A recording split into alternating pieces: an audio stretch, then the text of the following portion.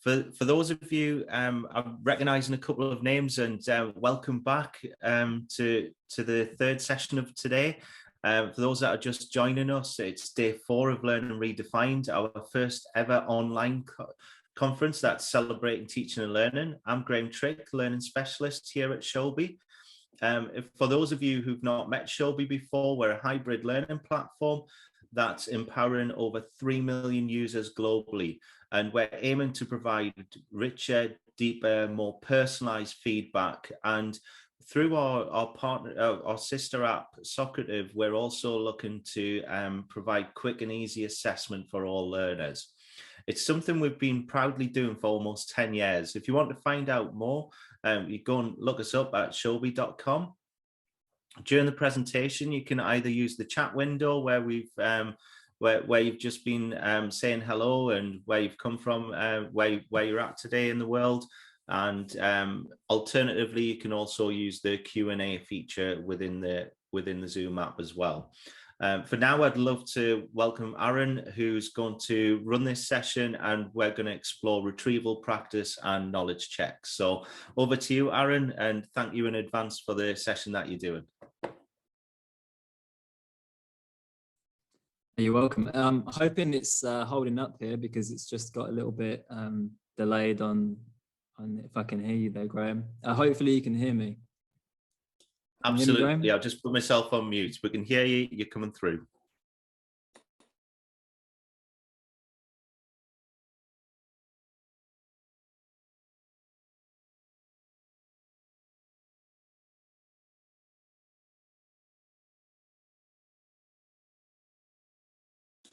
Hi, Aaron. You've just come back in. You're on mute, I think. Hi, Graham. Sorry, I think it's you're back. Can you hear me now? Yeah. Well, I'm so sorry about that.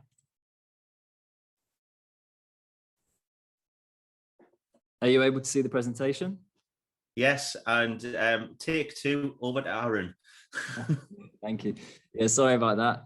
I'm not sure what happened there. Where I'm working, we don't like Zoom. It's banned in our institution. I've had to have it released for today, so it might be an issue to do with that. Anyway, let's hopefully it holds up, and we can crack on and not have any more issues.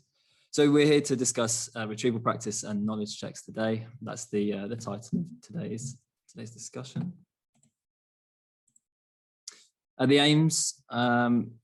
Just to read through these briefly, we're going to define what we're talking about, describe best practice, explore the best practice in remote and hybrid models of instruction, and then address any of your questions. You might be surprised today about how little I actually talk about technology. It's really because learning comes first, and technology is simply the tool to deliver this.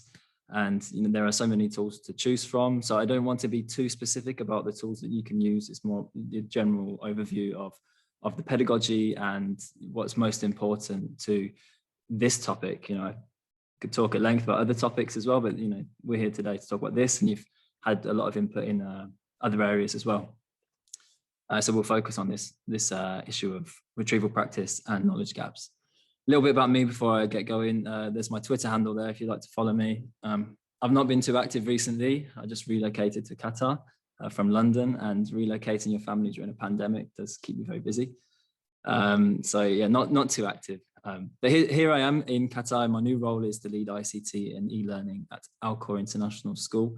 We're a British international school and an Indian curriculum international school. There are 4 campuses, primary, secondary, for 2 curriculums with over 4,000 students. And I've been brought in to lead the digital transformation here. Technology is really advancing very quickly for the region, and we're just trying to have a really clear strategic approach. As you can imagine, with so many students and teachers, it's difficult to all be pushing in the right direction, and that's my role here.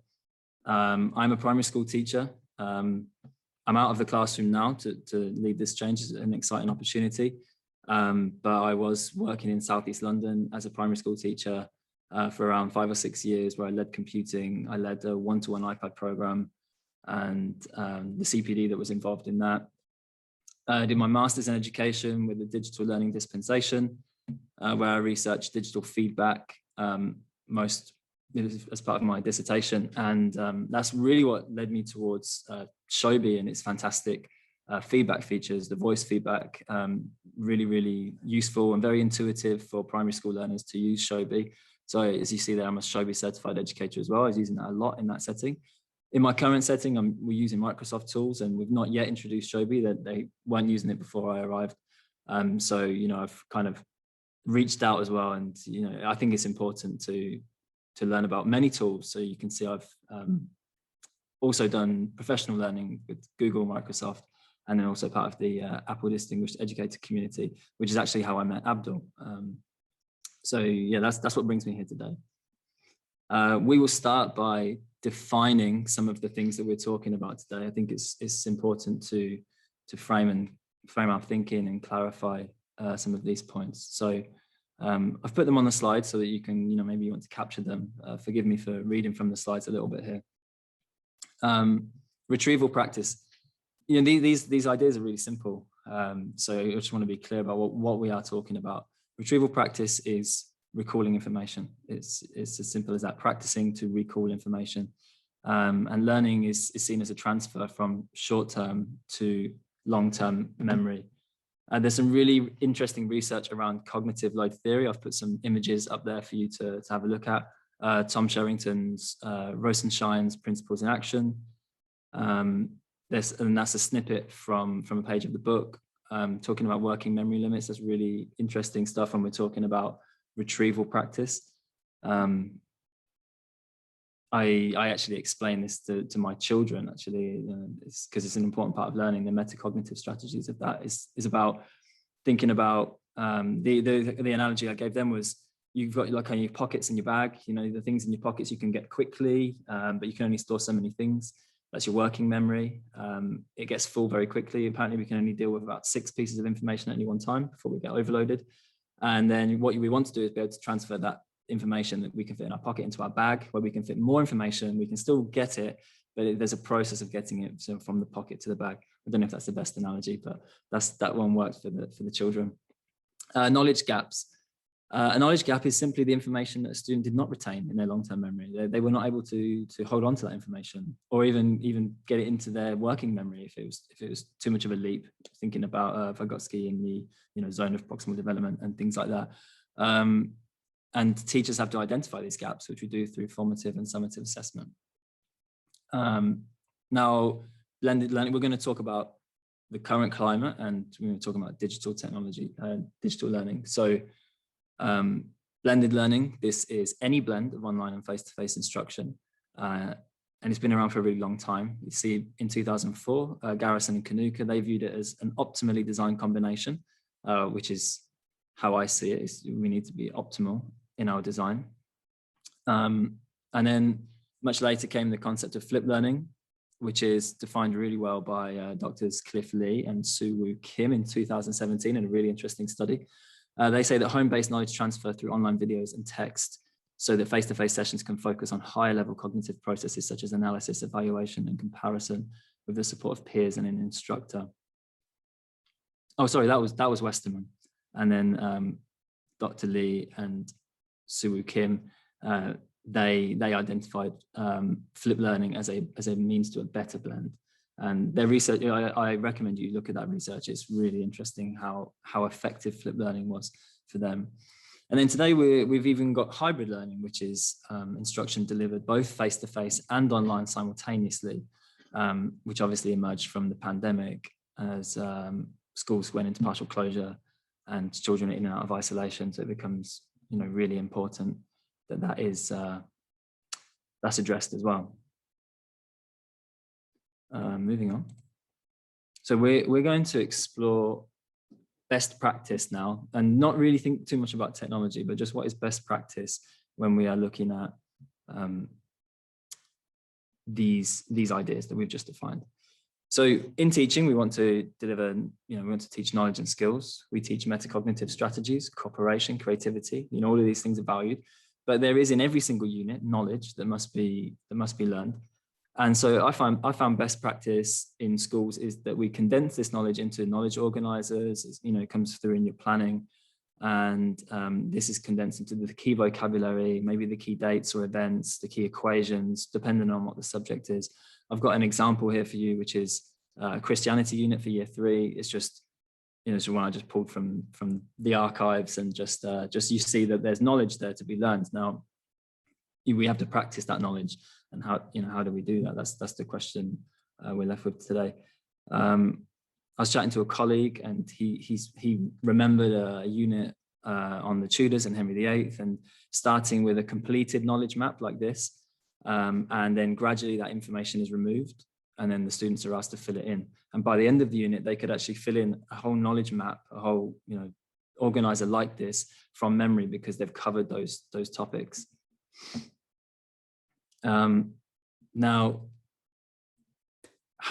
what do we do? How do we do that? Well, there's the design of the curriculum. How do we ensure that they're learning this information? It's the design of the curriculum, the planning in the first place, making sure that knowledge is the right knowledge and that it's accessible to the children. And then there's the pedagogical strategies that go behind making sure that they actually practice this in the right way, and they retain that information, that transfer to long-term memory. When we talk about curriculum design, I think this is, almost more important than any of the practice, because if it's not the right knowledge, then we're not teaching the right things. I mean, you look at this example here. I just took a quick snippet of the King Henry VIII's wives from a website I'm sure we're all familiar with, Twinkle, and you see there's information, there's facts there, they could be learned, but are they the right facts? Well, it's debatable. There's core knowledge required from the curriculum when we learn about, in the British curriculum, learning about the Tudors and Henry VIII's reign, such as the establishment of the Church of England. That is probably more relevant than whether Catherine Parr survived. So we're looking at curriculum design. Somebody called Christine Council, I recommend you follow her on Twitter or maybe get in touch with her in some way. I listened to her speak once and she was really influential. She talks of making learning sticky through knowledge-rich curriculums and developing schemata. And the idea of schema is this building the pictures in your mind. So really about maintaining rich experiences, wider reading, exposure to vocabulary, and developing cultural capital. And that is how we will remember things and learn things, because we need these images in our mind. When you say a word, she gave an example, actually, just something like, that she said, I think, maybe cathedral, I don't know. And very religious context, actually, isn't it, what I'm saying here? But we all have images in our mind arrive because we have experiences. It's not necessarily something we learned, but we may have been to a cathedral. We may have seen one on the news. Notre Dame Cathedral was caught on fire. You have these images in your mind. So it's not about reducing the curriculum. It's about expanding it. And this, as I mentioned, I'm not talking about technology very much, but this is important when we think about using technology. Like, how do we grow these experiences? And you can already start to make those links. You think about going on an expedition. Google expeditions lets you go to different sites, different places, from the comfort of your home or your classroom. So you start to see how these concepts actually can be supported by technology. More on the best practice for retrieval practice and knowledge gaps is then the pedagogy. So how do we improve this retention of knowledge? There are rote learning strategies that can be applied. You think of flashcards, probably the most simple type of practice. It still has its value from time to time, but there are better ways, and rote learning can be applied successfully. I think of my maths teaching in particular, and we did lots of chanting, lots of question stems, repeating phrases from question stems, and repeated practice from variation of representation and structure. And you see this from the National Centre for Excellence in the Teaching of Mathematics, NCETM. This to me is hugely important, and something that I have used in all of my teaching and across all subjects, really. It starts with maths, but it's really, really beneficial, because by repeating practice, but just changing small things like the procedure. So, you reverse it, or changing the concept. So you just put it into a new format. You change, like if you're given a maths problem and you talk about sticks, then you talk about sweets, as in a word problem, for example. And then, but also making connections between those problems, and then using manipulatives, something physical, and then using pictorial representations, and then using different pictorial representations, finding multiple methods to find the solution.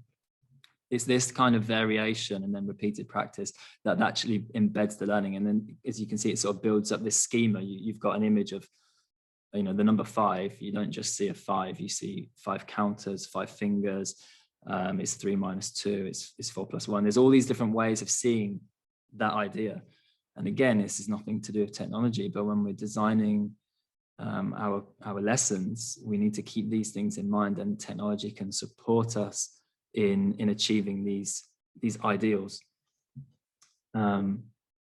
We also see here the Kagan structures I've put up there. My preferred strategy for repeated practice is to scaffold information, and it's not in the kind of like 3-way differentiated lesson plans that we may see in some schools, where they say this is for tops, middles, and bottoms, and you give out different learning for each one. No, I believe scaffolding is where you're all doing the same learning, and you're just given the resources that will help you, and then you use Kagan structures to then engage with that content. So Kagan structures is actually where, like, you may be familiar with think, pair, share. That's where that came from. But there's many others that kind of structure peer-to-peer engagement. And when you've got, there are higher ability and lower ability learners in every classroom. And when we have that, what we want is not to remove the low ability learners from the engagement. We want them involved. So these structures help them to be involved in that. It's still accessing the same learning, and they're being taught by the higher ability learners through these structures of constructing how they interact, and it's really quite powerful. White Rose Maths, I've added that there as well, is a scheme that it maps this out perfectly. The kind of short steps required for learning, and what I'm going to do is actually walk through a lesson plan, just in this example, to sort of bring it to life, how White Rose Maths gives you a small step, and then you use each of these elements of repetition, variation, that repeated practice to reach, to achieve the learning. I've just got a reference here, Van Merienboer et al. In 2003, just a little reference there to, they describe this as simple to complex sequencing, which White Rose Maths does really well. This idea of starting with modeled examples, clear examples, small steps, and then gradually removing the support and removing those scaffolds. And again, it links right back to where we started, being able to fill in a knowledge organizer like this. You give them the whole thing at the start, you model things, you explain things, and then gradually you step it away, and then you get towards that that complex, simple to complex sequencing. So here's an illustrated example of a lesson. I'm just going to tear through this really quickly. I just wanted you to see it in practice. And again, nothing to do with technology. This is a lesson that I would have delivered face-to-face, but I'm trying to show how this is best practice. And then, so what do we need to do if we're going to do this online? Well, we need to keep certain elements, need to maintain that face-to-face focus, and other elements can then be shifted to an online setting. So this is straight from White Rose. This goes at the start of all of my lessons when I was teaching maths. This was to year 4. It clarifies what is the knowledge, what are we talking about, and what are the conversations that we're going to have, and this structures the planning. So at the start, you make a connection back to what was done before. I hope I'm talking to teachers who are benefiting from this, or people who are, because I'm a primary teacher, so this is what I know. Apologies if you are a secondary teacher, but hopefully the concepts can still be applicable. Making a connection to the learning you did the day before or last week, whatever the sequence is really important, because you're again like bringing back that learning, that knowledge, and that's how we repeatedly practice. We're going to come back to that. This up in the top right corner, find the fib. This is one of the Kagan structures. It's about around working together to find a fib. It's like a kind of gamifies that interaction. Talking about key vocabulary. This again, it's embedding that vocabulary in the children's into the children's speech, so that when they're talking, they're using the correct vocabulary. This just a simple slide, but this will be modeled. This will be explained. And there's a reference at the bottom there that teachers will be reading, and that guides them, which explains that factor is the new vocabulary today. The other 3 words were already discussed yesterday, but again, it's being revisited. And the steps aren't too big. They're small steps. You just add on one new thing each time, and that's giving them digestible information. And again, it's the same thing online. You want to give digestible information, just small steps, one at a time. Next, here you can see an example of a speaking frame. So this is using the example of the factors there. The teacher would model. So, okay, so 2 and 8 are factors of 16, because 2 times 8 is 16. And then allow the children to say that. It may seem really simple, but allow them to say it, allow them to speak, share with your partner. You tell them that use the stem, and then the next time they do it, you take the stem away, and then they're having to think for themselves, but they've already had that scaffold for them. Guided practice. This is another important element, and one that is really hard to recreate online, because a guided practice is a teacher helicopters around the room, and it's able to support children and use that formative assessment to go in and find out what are the misconceptions here. They're given their counters, and they're asked to create arrays to show factors in this example lesson.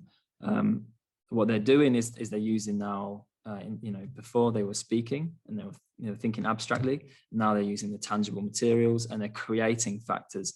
And again, this is just it's repeating, but it's a different representation, and the teacher is able to give formative assessment. Now, online, this is hard to recreate because the teacher can't exactly be involved in all of these areas. But what the teacher can do is perhaps create breakout rooms, or if you're using Showbie, the voice feedback is really effective. But this is where we have to think about asynchronous and synchronous feedback.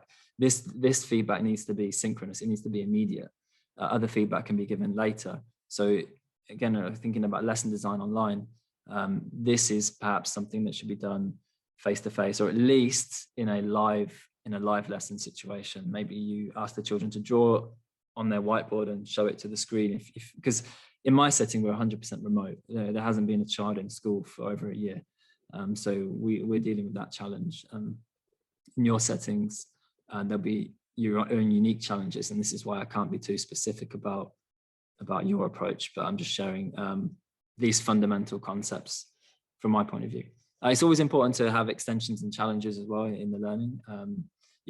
Online, you could have a separate folder for these sorts of things. They can move themselves on. Self-paced learning is really important, because children need to move on. If they're ready to move on, they can challenge themselves, allow them to push themselves a little bit further.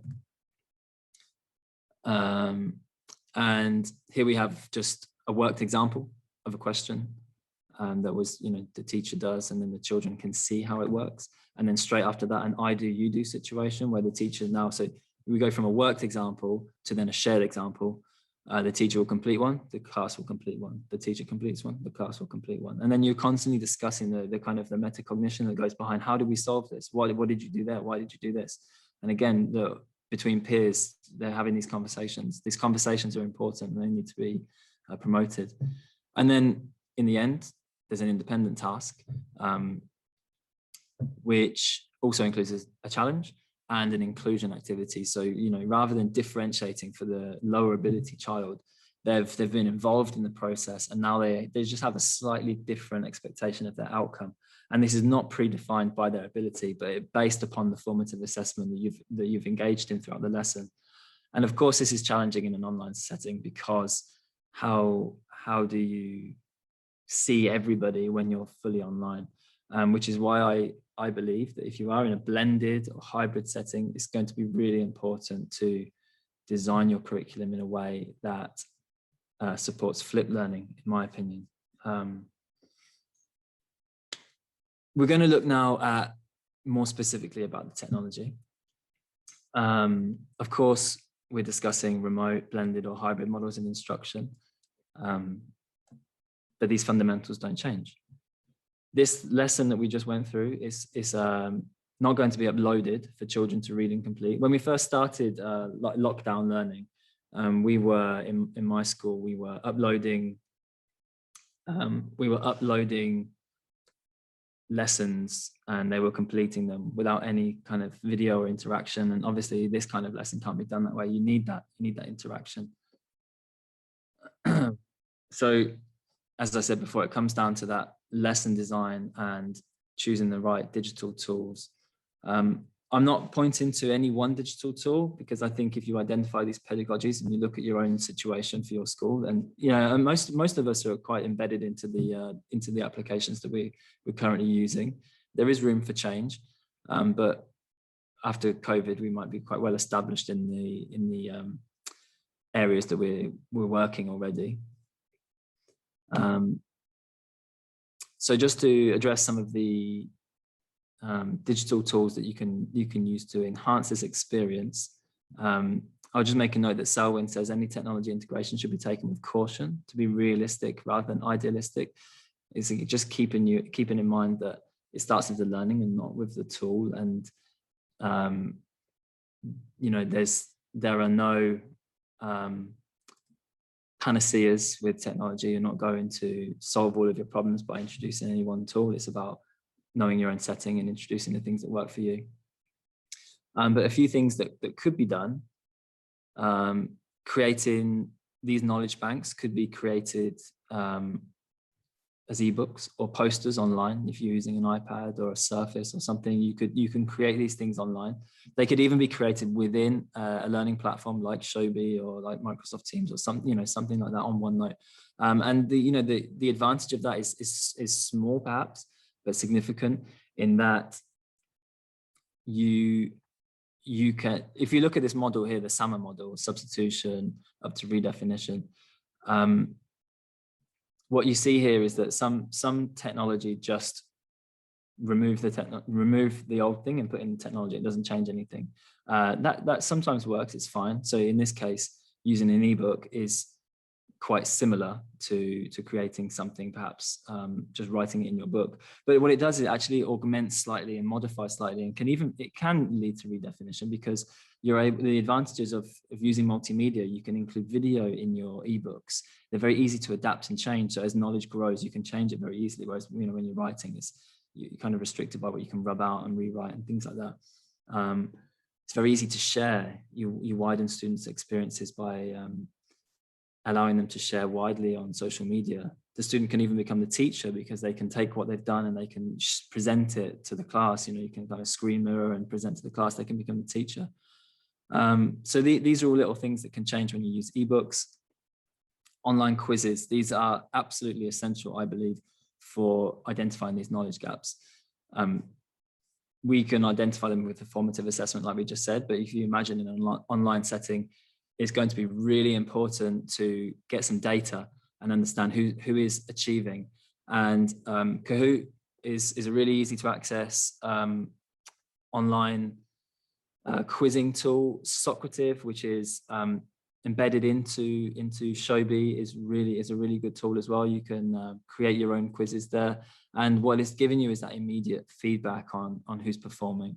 It's really engaging for the children. They love it, but it's also that repeated practice for them, and also the data that comes back to you. So I cannot speak highly enough about tools like Kahoot and Socrative, and there are more out there as well, but these are really useful. You can create your own. You can create your quiz, share your quiz. You can even reuse it, so it saves teachers time. And then that data is really, really valuable for your formative and your summative assessment. I've got a picture here of Flipgrid. This just represents a platform where children can record their voice. It can be recorded in other places as well. As I mentioned, Showbie has the voice recording features where you can do that. You could just record straight onto the camera roll if you're using an iPad. But Flipgrid is an example I wanted to highlight, because you can create discussion boards and children can use their voice and share, and you know, they have all these editing features that make it really engaging for them because it mirrors social media platforms. So I thought that's a really good one for people to try out. But it's again ingrained in really quality pedagogy. A study by Badger in 2019 shows evidence of technology shaping pedagogy, and both the teachers and the students in their learning tasks were incorporating think alouds. And I've done it in my own teaching often, where you're getting students to express their thinking. Often in my math lessons especially, I would ask as an extension perhaps a child to record themselves doing something, working something out, and explain their thinking as they do it. And that really highlights misconceptions, and it really embeds learning for them.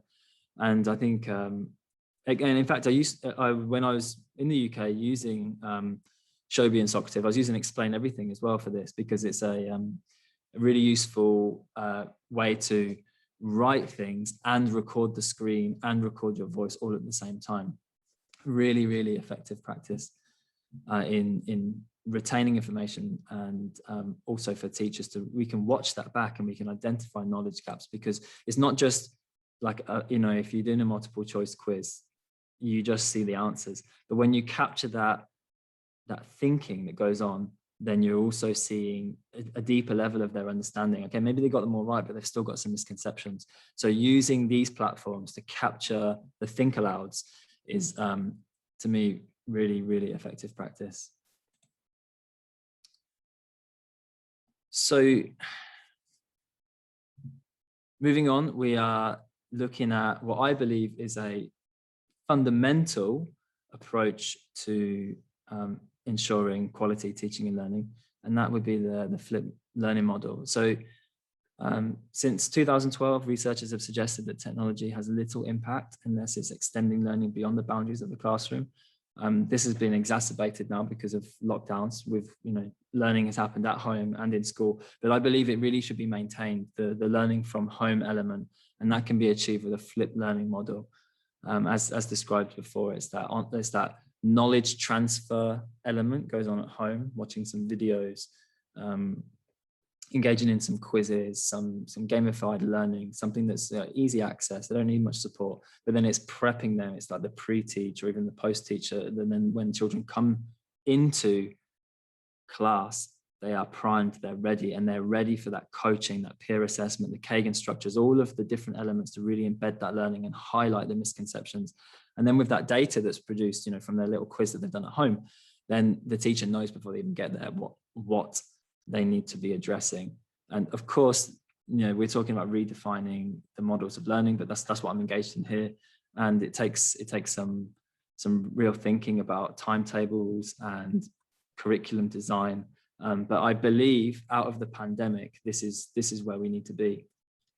You know, even back as far as 2012, Aaron Sams and Jonathan Bergman, they were questioning what is the best use of face-to-face time of students. Actually, one of my big drivers in teaching is imagining every single teacher in the world standing in front of a class delivering the same content. It's just, it seems that the knowledge transfer should be online through video, and then that engagement with the teacher should be much more personal and less about that, you know, because we saw from what Christine Council's point was a knowledge-rich curriculum is really important, but should we all be stood at the front of the classroom delivering knowledge-rich curriculum all of the time? No, it should be condensed into videos, and then the practice then should happen with the teacher, who's more the facilitator of the learning, guiding the students where to go. Lee and Kim obviously highlight that course design is essential.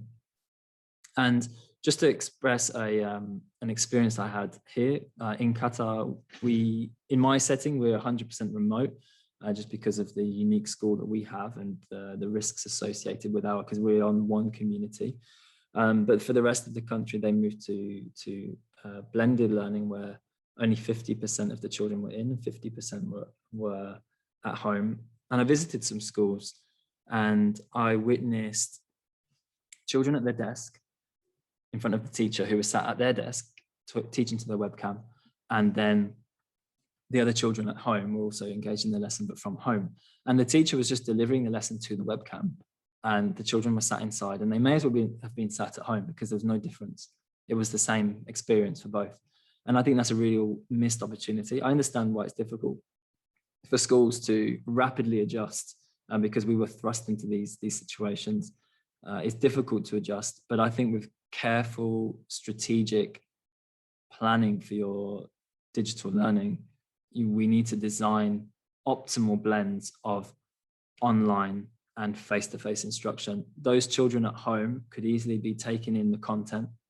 They could be watching videos, reading materials that have been shared with them, completing some low-stakes quizzes, repetitive quizzes, where they can repeat it again and again until they get it right. And then they've got the basis to then come into school and then delve into something that takes a little bit more support, when they could be much more analysis-based, evaluation-based, discursive, something that really challenges them and uses the teacher's tool, the teacher's ability to really support them with that.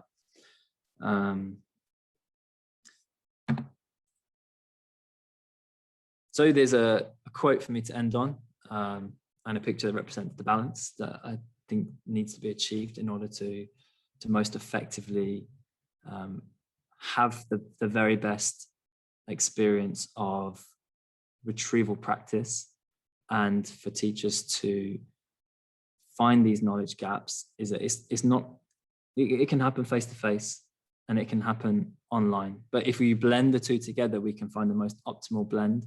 And using the range of digital tools available to us, we can construct this in a way where it can be most efficient. And that's what's driving me at the moment. That's what I'm tackling. And I don't have all the answers. I'm just tackling it right now. And that's what's really driving my thinking at the moment. The quote, I actually looked it up and it's not correct. So apologies to any Chinese speakers who are pointing out that this is incorrect. But I thought it was a really nice quote anyway, so I wanted to include it. We obviously came out of the COVID-19 pandemic. We're not out of it yet, but we're emerging from it.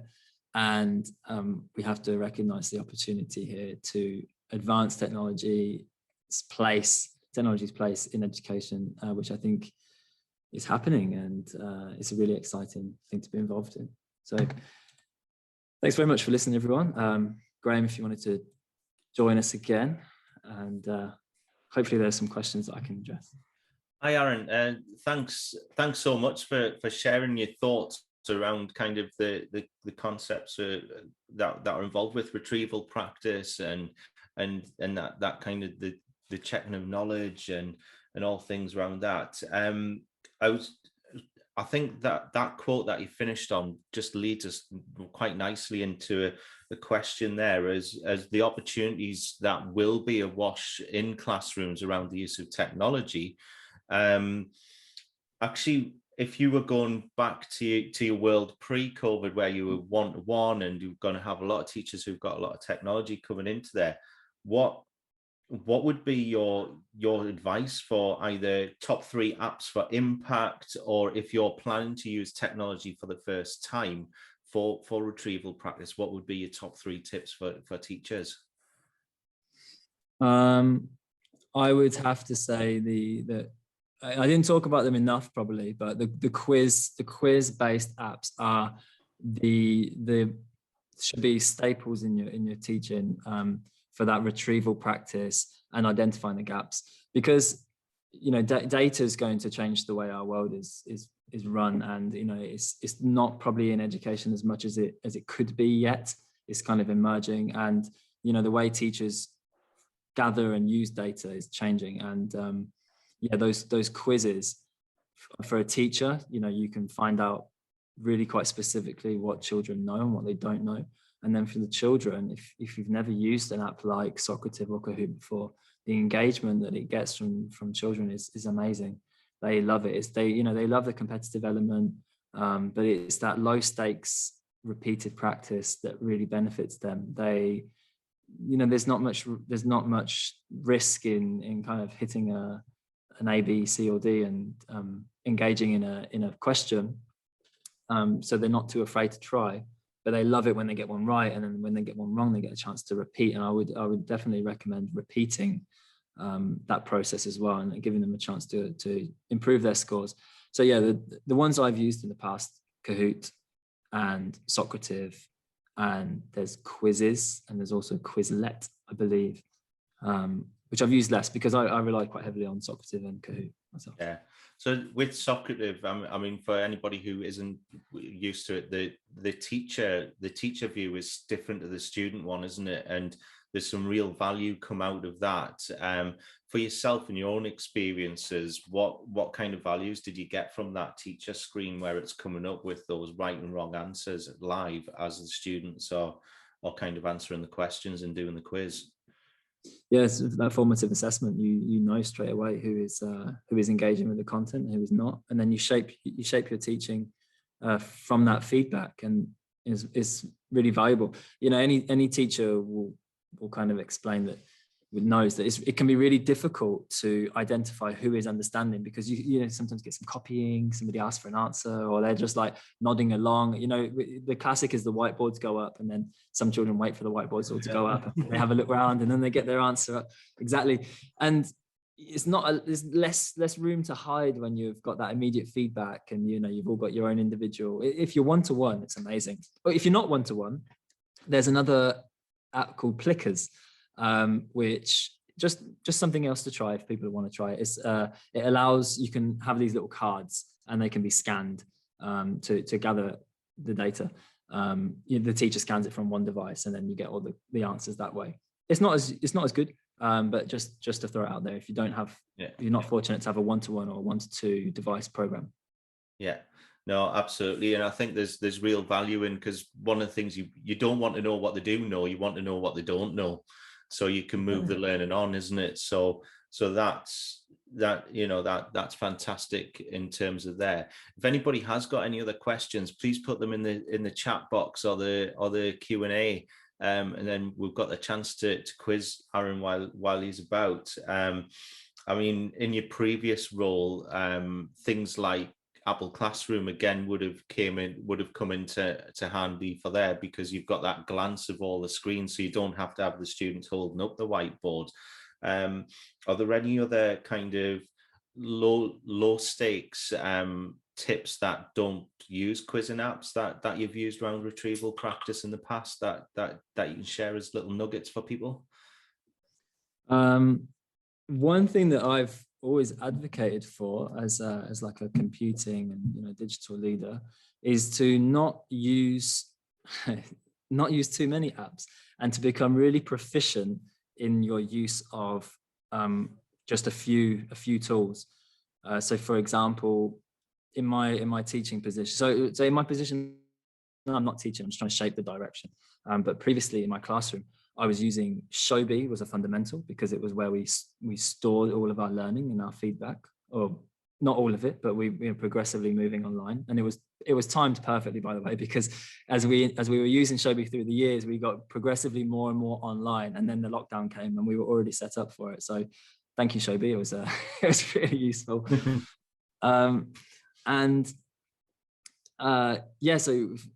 we were just teaching back before this kicked off, it was Showbie was there.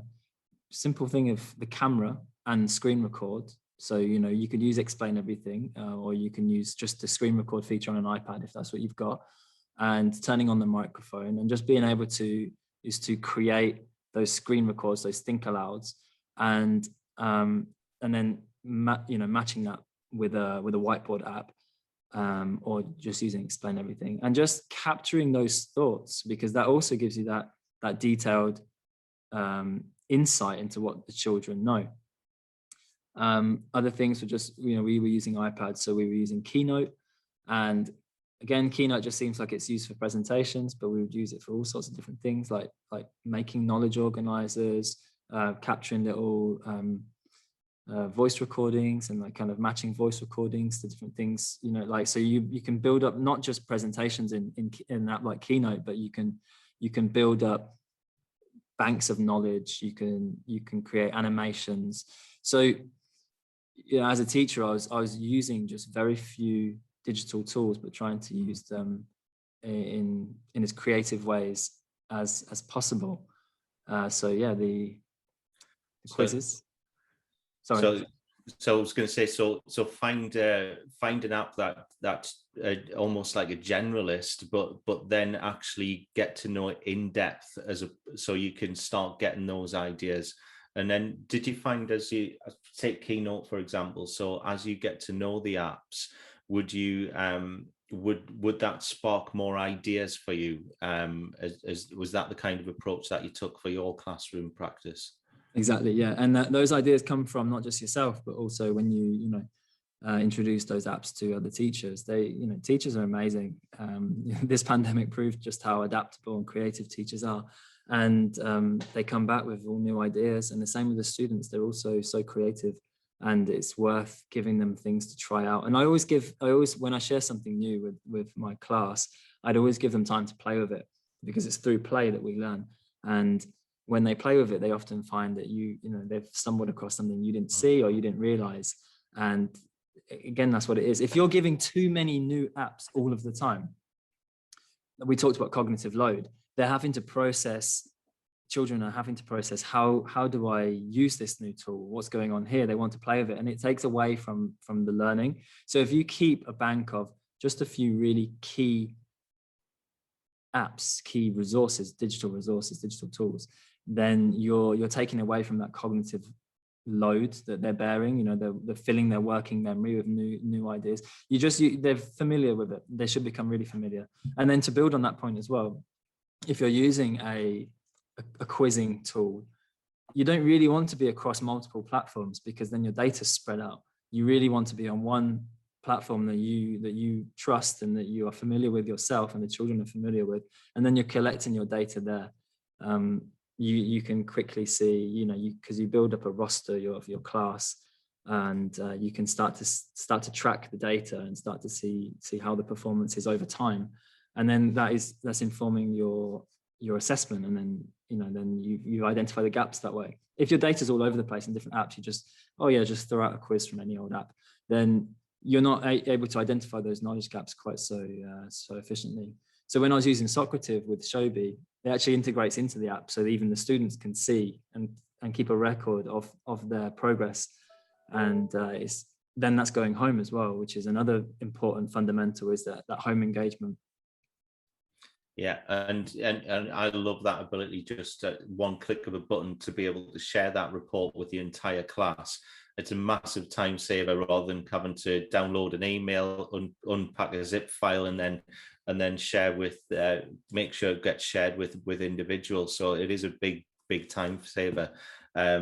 Hopefully one that you'll be bringing into your new role at Qatar. So yeah, you heard it here first. So Aaron will be moving to Showbie real soon.